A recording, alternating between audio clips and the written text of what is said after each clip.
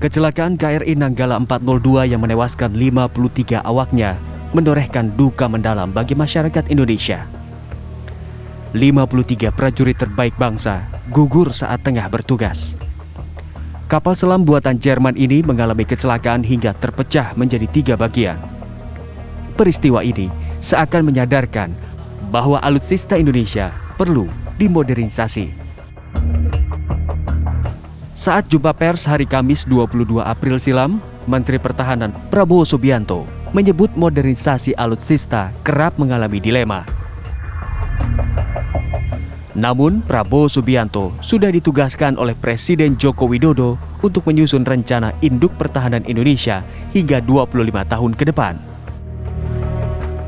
Kejadian ini juga menggarisbawahi bahwa memang pertahanan negara adalah suatu pekerjaan upaya yang sangat rumit, yang memerlukan suatu teknologi yang sangat tinggi dan yang mengandung unsur bahaya. Presiden telah memerintahkan saya 1 tahun yang lalu untuk bersama-sama pimpinan TNI menyusun suatu master plan, rencana induk yang beliau menghendaki suatu rencana induk 25 tahun yang memberi kepada kita suatu totalitas kemampuan pertahanan. Ini sedang kita rampungkan, kita sedang menyusun, kita sedang memperbaiki. Lantas, seperti apa rencana modernisasi alutsista Indonesia? Apa saja hambatan yang kerap ditemui? Tim TV One mengabarkan. Baik, pemirsa, Anda sudah mendengarkan tadi pernyataan pada saat konferensi pers yang disampaikan oleh Menteri Pertahanan Prabowo Subianto pada 22 April lalu yang menjelaskan bahwa pihaknya saat ini sedang membuat master plan dari modernisasi alat utama sistem senjata atau alutsista. Rencananya sekitar 2 atau 3 pekan lagi akan diserahkan kepada Presiden Jokowi. Kemudian juga tadi sudah menyebutkan bahwa ini merupakan kebutuhan yang mendesak, kebutuhan yang darurat dan harus segera dilakukan adanya modernisasi ataupun juga revitalisasi dari alutsista ini. Sebenarnya apa hambatan ataupun apa penghalang dari pengadaan alutsista secara maksimal di tanah air? Kita akan bahas mengenai hal ini. Sudah hadir bersama saya narasumber Profesor Dr. Yono Reksoprojo selaku pengamat pertahanan Unhan dan juga merupakan Ketua Bidang Alih Teknologi dan Offset Komite Kebijakan Industri Pertahanan. Selamat malam Pak Yono. Selamat malam. Saya koreksi dulu, saya Baik. bukan profesor penuh. Baik. Baik. Dipanggil Yono. Baik Pak Yono. Baik. Dan bersama dengan Pak Yono memang menemani saya di studio, tapi sudah hadir para narasumber lainnya juga terhubung dengan kita melalui media daring. Yang pertama adalah Laksamana Muda TNI Purnawirawan Soleman Pontoh. Selamat malam Pak Soleman. Assalamualaikum warahmatullahi wabarakatuh. Selamat malam, waalaikumsalam. Pak Yono, selamat malam. Baik. Selamat malam. Assalamualaikum warahmatullahi wabarakatuh, Bang Daniel. Selamat malam, Bang Daniel Ansar Simanjuntak selaku Jupir dari Menham, Menteri Pertahanan Prabowo Subianto. Bang Daniel, gimana kabar? Pak Yono, alhamdulillah Mbak Putri. Apa kabar? Alhamdulillah baik. Dan juga sudah terhubung dengan kita Komisi 1 DPR, Bapak Syarif Hasan, tapi nanti kita akan mencoba untuk menghubungi kembali. Tapi mungkin langsung saja Bang Daniel bisa bercerita kepada kita. Ini apa yang sedang digodok oleh Pak Prabowo Subianto mengenai master plan modernisasi dari alutsista. Apakah memang baru saat ini ketika ada bencana ini kemudian membuat master plan ini? Atau sebenarnya ini memang kebutuhan yang sudah mendasar, sudah sangat mendesak dari beberapa waktu lalu, tapi tidak dilakukan pembuatan master plan-nya. Bang Daniel, silakan. Mbak Putri, sejak awal Pak Prabowo menjabat dan diamanahi oleh Pak Presiden Jokowi sebagai Menteri Pertahanan, justru yang paling krusial dan selalu ada di list teratas dalam program Pak Prabowo seperti instruksi dari Presiden itu adalah modernisasi alutsista.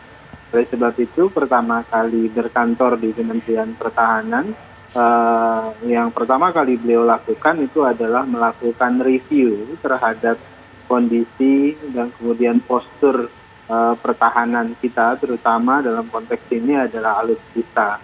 Dan termasuk dalam upaya-upaya diplomasi pertahanan yang dilakukan oleh Pak Prabowo, selain masalah-masalah geostrategis dan geopolitik, tentu adalah yang juga krusial adalah modernisasi alutsista. Jadi kalau perhatikan Mbak Putri, ikuti misalnya pemberitaan media, kemudian termasuk oleh TV One, hampir seluruh statement baik itu acara-acara resmi yang disampaikan oleh Pak Prabowo langsung atau melalui saya, melalui juru bicara, itu pasti semuanya terkait dengan urgensi dari modernisasi alutsista. Bahkan belakangan kan sebelum peristiwa ini terjadi, banyak yang mengkritik Pak Prabowo terlalu ambisius untuk melakukan modernisasi alutsista, kemudian diplomasi pertahanan dan sebagainya. Jadi planning ini, master plan yang sudah disiapkan itu bukan kebetulan disiapkan pada saat peristiwa ini sudah terjadi, tapi kemudian sudah sejak awal Pak Prabowo mencari skema yang terbaik untuk bisa melakukan modernisasi alutsista. Namun seperti tadi dan saat lalu disampaikan Pak Prabowo, kita dihadapkan pada dilema yang sangat kompleks pilihan kita, apakah kita memperkuat pertahanan dengan alokasi dana yang cukup besar, di sisi lain kita dihadapkan dengan prioritas pembangunan untuk mensejahterakan rakyat. Nah, di antara dua dilema inilah yang kemudian Pak Prabowo membuat skema yang kemudian beliau sebut kemarin ketika di Bali sebagai master plan yang nanti akan disiapkan untuk 25 tahun ke depan. Karena yang perlu diperhatikan, persiapan alutsista ini bukan pekerjaan 1-2 hari atau 1-2 tahun, Mbak Putri. Dia membutuhkan waktu yang panjang. Misalnya saya berikan contoh, selain masalah anggaran, juga ada masalah lain yang juga harus diperhatikan ketika melakukan modernisasi alutsista. Dalam hal ini yaitu ada masalah geopolitik, geostrategis, itu juga menjadi permasalahan lain selain anggaran. Di sisi lain juga tentu masalah kompleks juga di dalam negeri harus melibatkan banyak pihak, baik itu DPR dan sebagainya. Baik, melibatkan DPR. Ini sudah langsung terhubung dengan kita dari Komisi 1 DPR Republik Indonesia, Bapak Syarif Hasan. Assalamualaikum warahmatullahi wabarakatuh. Selamat malam, Pak Syarif. Selamat malam, Mbak Viola ya.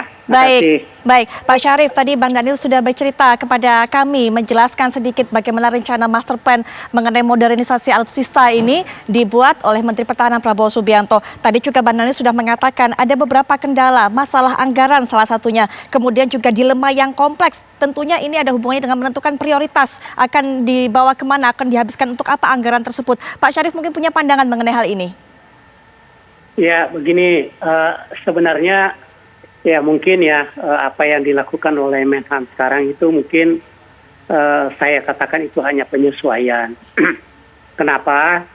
Karena di dalam melakukan modernisasi alutsista kita ini sudah ada namanya program MEF yang sudah berjalan dan itu akan berakhir pada periode ini. Itu jadi minimum essential force.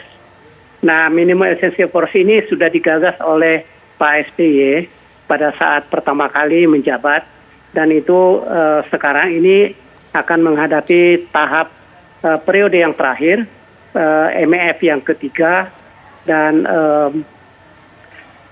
sekali lagi ini memang betul apa yang disampaikan oleh rekan saya Pak Daniel bahwa dalam melakukan memenuhi minimum essential force itu kita juga memang kendala pertama itu adalah menyangkut masalah anggaran. Nah, anggaran kembali lagi itu tergantung menyangkut masalah pertumbuhan ekonomi. Jadi kalau ekonomi kita kurang menguntungkan seperti sekarang ini, ya ini menjadi kendala yang utama. Nah, kendala yang kedua itu adalah menyangkut masalah prioritas pembangunan pemerintah. Ya. Nah, justru itulah yang harus menjadi perhatian kita semua. Jadi kalau menyangkut masalah angkatan laut, ya kalau ini kita ini hanya memiliki ada 5 kapal selam. Dari 5 kapal selam itu 2 yang sudah cukup lama, itu Nanggala dan Cakra, itu dibuat pada tahun 1977 dari Jerman. Sisanya 3 lagi itu dari Korea Selatan, dan 1 juga dari 3 itu 1 diproduksi kerjasama dengan PAL di Surabaya. Nah, alutsista itu memerlukan anggaran yang sangat tinggi. Salah satu contoh ingin saya sampaikan, untuk membeli satu kapal selam saja itu kemarin dengan 3 kapal selam yang kita beli dari Korea Selatan itu kurang lebih sekitar 10,6 triliun rupiah. Jadi lagi-lagi ini menyangkut masalah. Baik. Nah, terlepas daripada itu, saya ingin menegaskan bahwa kita harus memberikan penghargaan yang setinggi-tingginya kepada 53 prajurit TNI Angkatan Laut yang sudah berbakti dan memberikan jiwa raganya kepada nusa dan bangsa, dan untuk itu kita memberikan apresiasi yang tinggi, sembari kita juga mengucapkan ikut berbelasungkawa hal-hal ini. Nah, yang terjadi sekarang adalah ya, mari kita sama-sama memberikan penghormatan yang terakhir buat prajurit kita yang 53 prajurit TNI tersebut. Kita harus betul-betul angkat topi, memberikan penghargaan yang setinggi-tingginya. Baik. Masalah yang berikutnya adalah bahwa kejadian ini tidak boleh terulang lagi. Ya. Nah itu, jadi saya harapkan bukan saja di Angkatan Laut, tetapi di semua TNI itu harus dilakukan evaluasi terhadap alutsista yang ada. Baik. Syukur-syukur semuanya bisa berjalan dengan bagus.